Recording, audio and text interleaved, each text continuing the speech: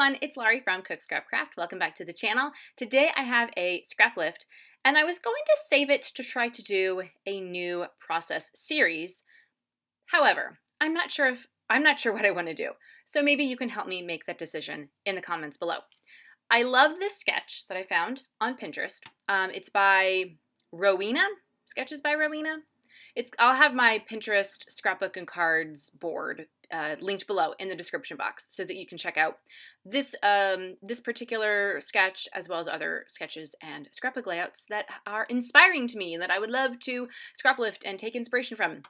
So this one particularly, I have used it before, and I think I did a Christmas layout with it a couple months ago, and I really liked it, and I was thinking, you know what? Here's what would be fun, right? What if I did a new series called Sketch of the Month? And so I had some pictures printed. The pictures in the sketch are all, I believe it says 3x3. And so I had a bunch of pictures printed in that size with the specific intent to do a scrapbook process series of Sketch of the Month. And then I ended up using those other pictures for something else in a different way. I didn't even use the sketch with them. So I thought, you know what?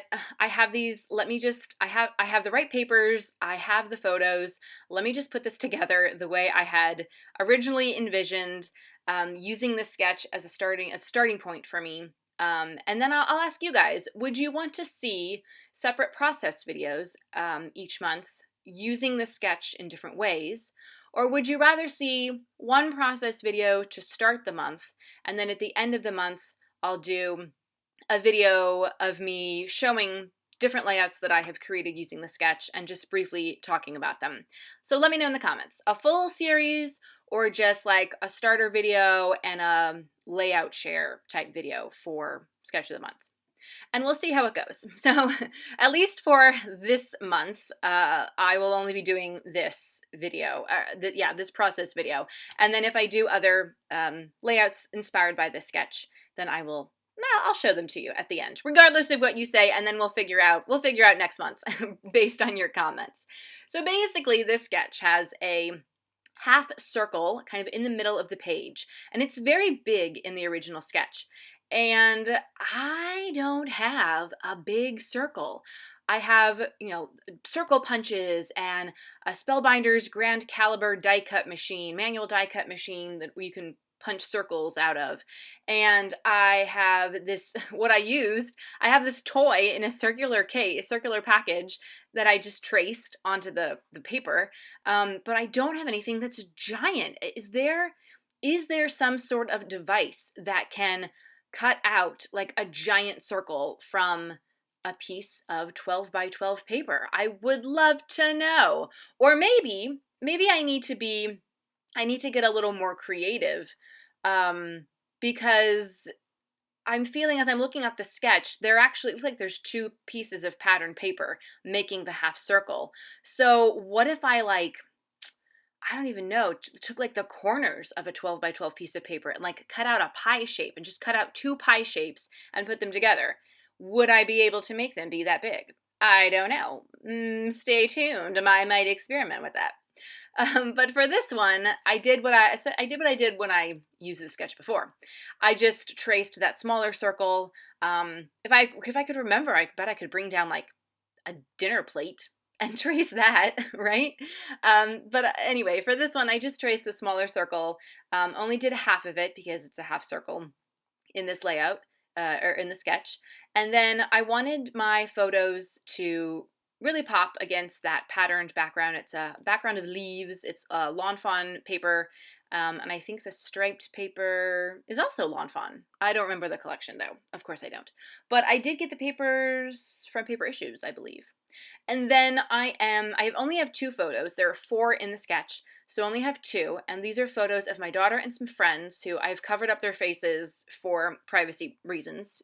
But my daughter and her friends, we went to a ferry trail in New Jersey. It's very cute. It was a very hot day.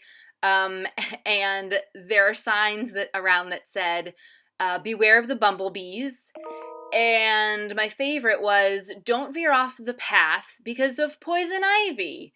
And the path a part of it was marked off so that it prohibited you from leaving the path. And then part of it was just very like rugged and like let's climb over rocks and maybe you could go into the woods. And my daughter's friends were like, they were going all over the place, and I'm like, no, let's just stay on the path, please. Because I've never had poison ivy, but I know last year some people in my family got it, and they had it so bad they had to get antibiotics for it. So anyway, not something I wanted to experience. No one got stung. No one got poison ivy. My daughter did fall. She's kind of a klutz. That's all right. I was too when I was a little kid. But yeah, we ended up having a good day. And then, why is it called the fairy trail? I'll tell you about the layout as soon as I finish telling you my story. It's called the fairy trail because someone has sort of taken this walking path. It goes farther than a mile, but you can do it like a mile loop. And they created fairy houses. So they built these fairy houses. They have little dolls and figures inside of them. And they're just sort of placed around the path for kids and adults to go up to and take a look. And it's very exciting. There's maybe something new every time you go. Unfortunately, some people are not very kind and destroy the fairy houses. And so there's always an update on Facebook every so often about, hey, we have to go and we have to fix this. Some people came by and they vandalized this. Please don't do that. But otherwise, as long as people are respectful of the little fairy houses, it was very fun and the kids enjoyed it. So yeah, that's what we did. So for the layout, as you can see, I have the two photos and then I cut two pieces of paper into 3x3 size. So the pattern paper one is just the back side of the paper that the circle was cut out of, the half circle. And then I found in my scrap bin a 3x4 piece of light blue cardstock, which I felt went well with the light blue colors of the leaves in this collection and on the pattern papers. And so I cut it down to 3x3 size.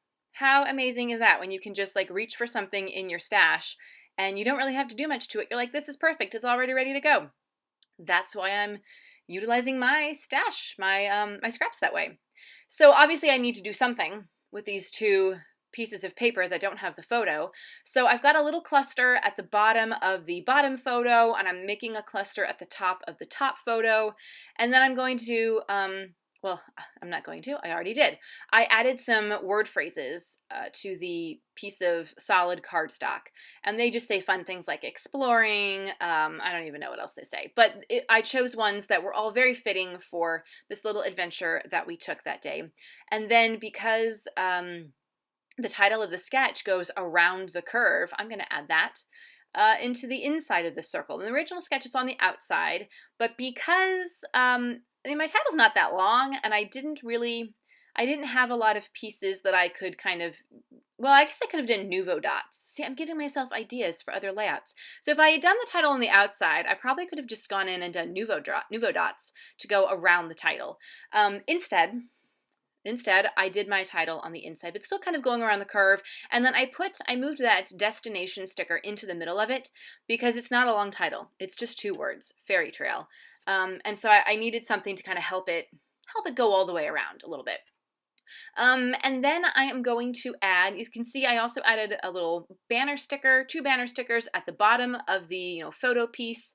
I have the white cardstock behind it because I wanted the photos to pop against the pattern paper. I don't think I ever finished that train of thought from before. I'm sorry about that. And I had a cluster at the top, and I had to step back and say I didn't really like that because I already had a cluster at the top of the photo next to it.